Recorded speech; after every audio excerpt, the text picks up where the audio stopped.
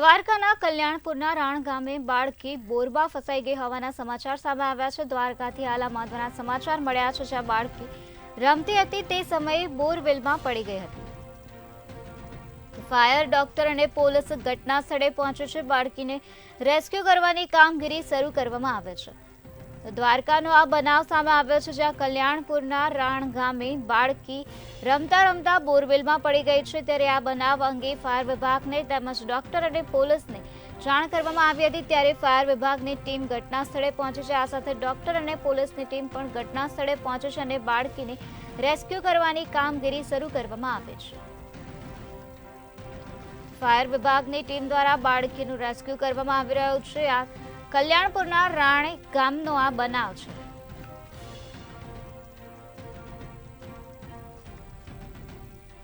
આજ મુદ્દે વધુ માહિતી આપવા માટે આપણી સાથે સંવાદદાતા જયસુખ મોદી જોડાઈ ગયા છે।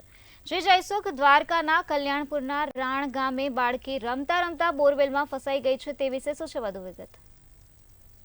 જી, વાત કરવામાં આવે તો દ્વારકા જિલ્લાના રાણ ગામે જે છે એક નાના રાણ ગામે જે છે 2 વર્ષની બાળકી જે છે પોતાના ફળિયામાં જ રમતા રમતા જે છે ફસાઈ ગઈ ઘટના બનવા પામી હતી। ત્યારે અત્યારે હાલ બપોરના 1 વાગ્યાની આજુબાજુ હતો અને અત્યારે જે છે અત્યારે હાલ જે રેસ્ક્યુની કામગીરી છે અત્યારે હાથ ધરવામાં આવી છે અને અત્યારે હાલ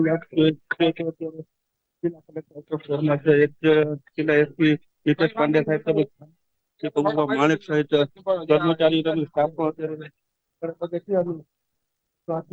તેમજ ફાયર વિભાગ સહિતના તમામ જે છે દ્વારા અત્યારે હાલ રેસ્ક્યુ કરવાની કામગીરી શરૂ કરવામાં આવી છે અને અત્યારે જાણવા મળતી વિગત મુજબ બરોડાથી પણ જે છે અત્યારે એનડીઆરએફ ટીમ અને રવાના થઈ ચૂકી છે।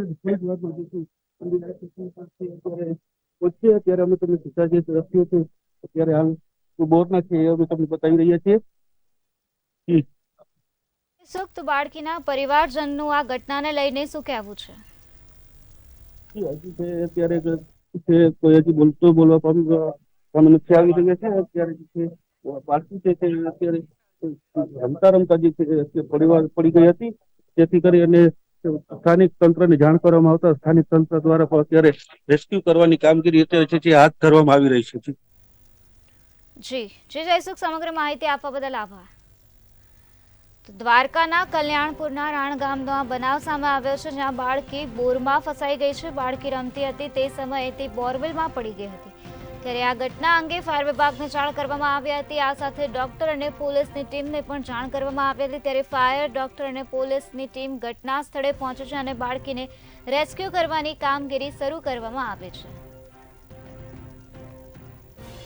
હાલ ફાયર વિભાગની ટીમ દ્વારા બાળકીને રેસ્ક્યુ કરવાની કામગીરી હાથ ધરવામાં આવી છે। આ બાળકી આ વિસ્તારમાં રમતી હતી તે સમયે તે બોરવેલમાં પડી ગઈ હતી।